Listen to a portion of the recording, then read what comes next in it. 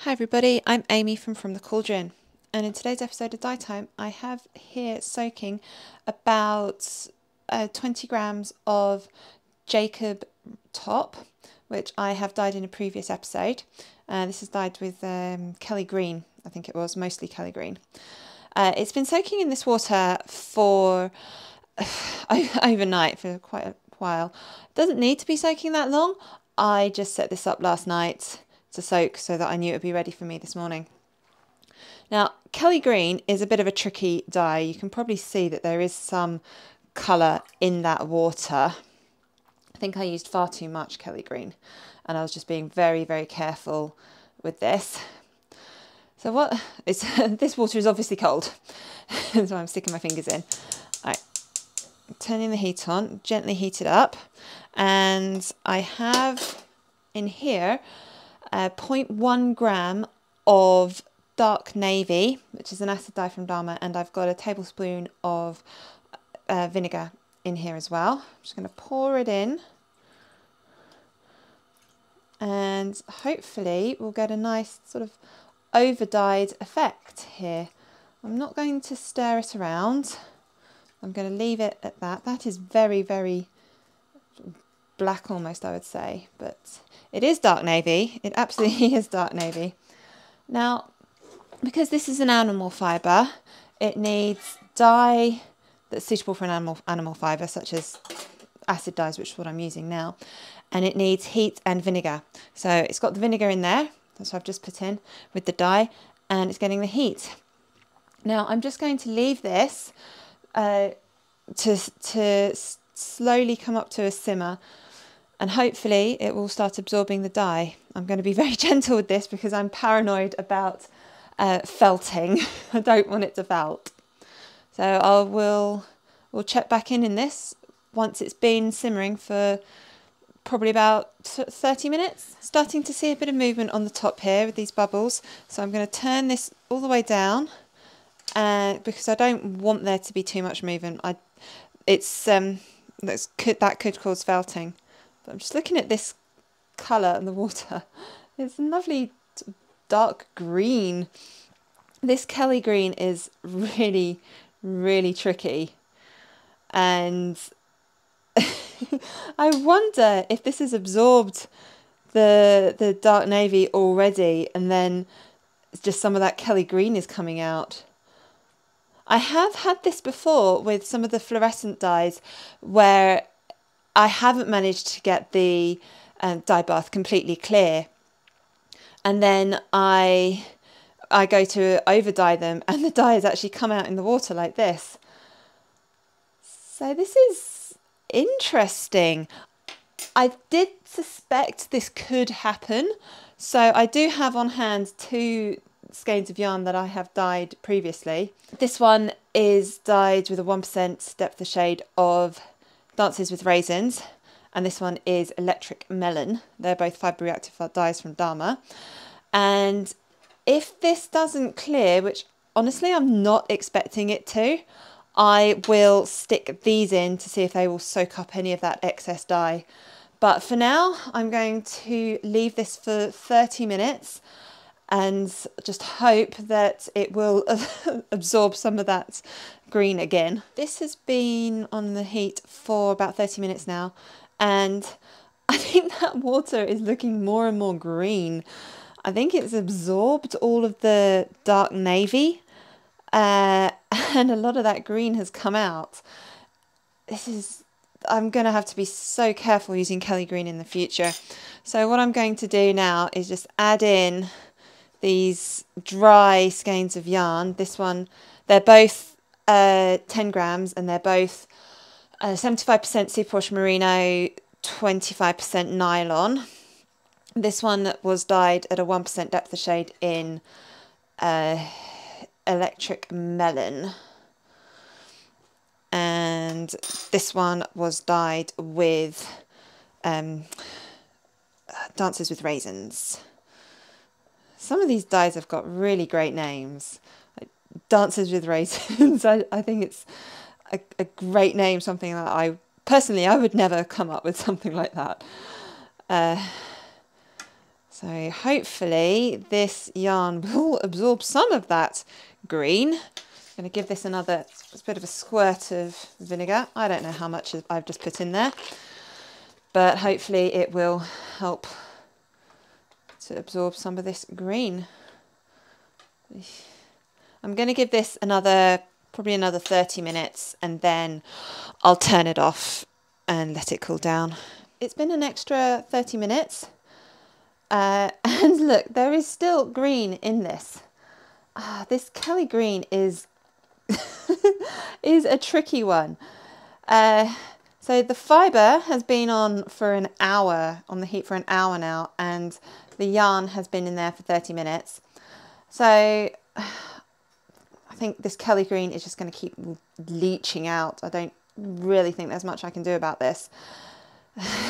So annoying. In the future, I definitely will be using a lot less than 1% depth of shade for Kelly green. So for now, I'm just going to turn the heat off. I'm going to cover this up if I can find the lid. There it is. And I'm just going to let it cool down. This will sort of help to retain the heat, so it will get more heat. And hopefully some more of that Kelly green will set to the yarn. Now, I did forget to mention that all of this stuff is dedicated for dyeing. I don't use any of this equipment for food.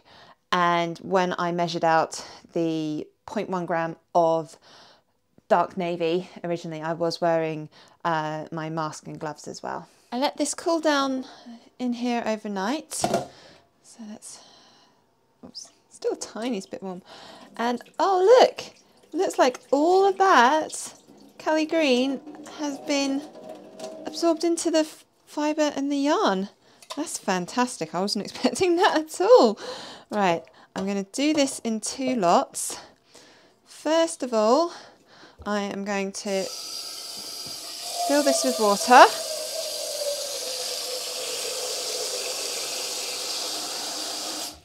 And I'm just going to let the fibre soak in that. It smells quite vinegary at the moment. Just going to let the fibre soak in that while I wash the yarn. I'm hoping there won't be any bleeding, or not too much, because the water was clear. It doesn't look like there's any bleeding at the moment. I'm just going to add a little bit of washing up liquid, because these do smell quite a lot of vinegar. And this will just help to shift any unbound dye or anything like that. Oh, getting a little bit tangled.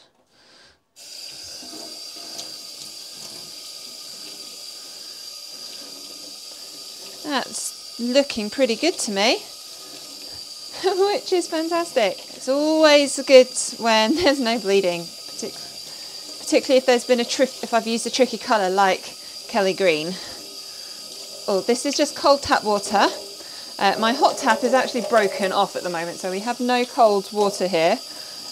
It's January, and this is very, very cold. It's making my hands very cold indeed. So that, I'm calling it for that. That looks pretty good to me.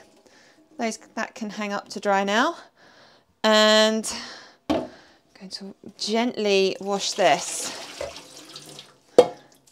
I'm not going to run this under water like I did with the yarn. I don't want to agitate this fibre too much and felt it. This is a lovely colour, really pretty. So I've just added a bit of washing up liquid in there, and I'm just going to let that soak in there for a bit. Try not to move it around or squeeze it too much. Let's have a little look. And that water is looking pretty clear as well to me. Oh, that makes me so happy. So I'm just going to do this a few times and let this soak. And I'm going to change the water every now and then until I've gotten rid of all the washing up liquids, because it doesn't look like there is any bleeding on this. And then I can gently squeeze this out and let it dry. And here's the finished fibre and yarn. Now we'll have a look at the fibre first, since this is what the video was about. And I have here some of that Jacob dyed with Kelly green that I spun up already and compare it to the overdyed stuff. It's a lovely colour. I think these two will work well together. Now this hasn't felted. As you can see, I can still pull it apart. It's a little bit tougher, but it should still spin really nicely. And it looks like that colour has gone completely through. So if you look, oh, there's some tiny bits of light green there, but it is mostly this beautiful dark colour, and I really like this. I'm looking forward to spinning this. I'm going to go spin this in a minute once I finish this. And let's have a look at the yarns now. Now these two I just chucked in because a lot of the Kelly green dye was leaching out of the fibre. This one was originally dyed with this one, Electric Melon, and that one was Dancers with Raisins. You can just see the difference in colours now with the green overlay. I think it really works well with this purple one. I'm not quite so sure about this. It's not my sort of colour, but if you like, I do like it, and I will use it in my blanket that I'm knitting. I'm just not sure. It's not a colour that I would pick in a shop, but I really like how it has turned out. It's a really nice effect, and considering it was that colour and now it's that, I really like these overdying experiments because it's just, I cannot predict how the yarn will turn out. And you can see it's quite patchy. There are some areas where the orange coming through is a lot darker, a lot clearer, and then other places it's just green, completely green. So I really like how that has turned out. I like the effect. And again, with this purple, it's probably a little bit more dramatic because the purple is that little bit darker. But again, you can see there are some patches that are very dark purple. There's not much green got to that. But then there's patches around here where it's just green.